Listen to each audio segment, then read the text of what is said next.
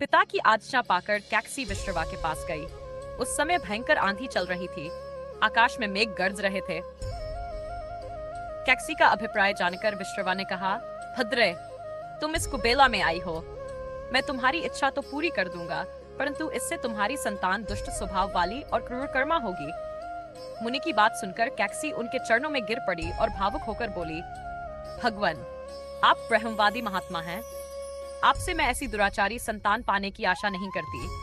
कृपा करके मुझे ऐसा वरदान दीजिए जिससे मेरी संतान उत्तम हो। कैक्सी के वचन सुनकर मुनि विश्रवा बोले, अच्छा, तो तुम्हारा सबसे छोटा पुत्र सदाचारी और धर्मात्मा होगा। और फिर भयंकर गर्जना के साथ दशग्रीव का जन्म हुआ, जिसे बाद में रावण के नाम से जाना गया।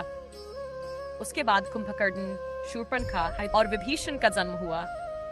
दशग्रीव और कुंभकर्ण अत्यंत दुष्ट और क्रूर थे, लेकिन विभीषण धर्मात्मा प्रकृति के थे। अपने भाई वैश्रवन से भी अधिक पराक्रमी बनने के लिए दशग्रीव ने अपने भाइयों के साथ ब्रह्मा जी की कठिन तपस्या की।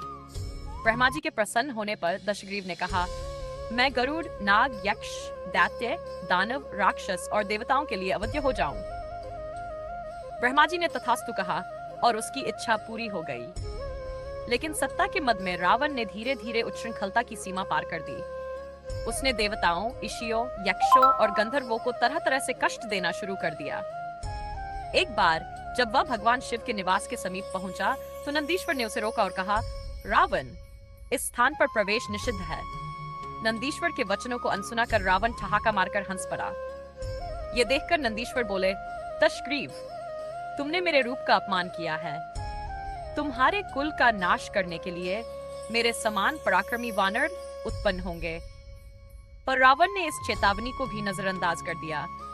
उसने पर्वत को उठाने का प्रयास किया, लेकिन तभी भगवान शिव ने अपने पैर के अंगूठे से पर्वत को दबा दिया।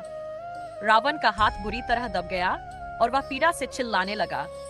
हारकर उसने रो रो कर भगवान शिव की स्तुति की।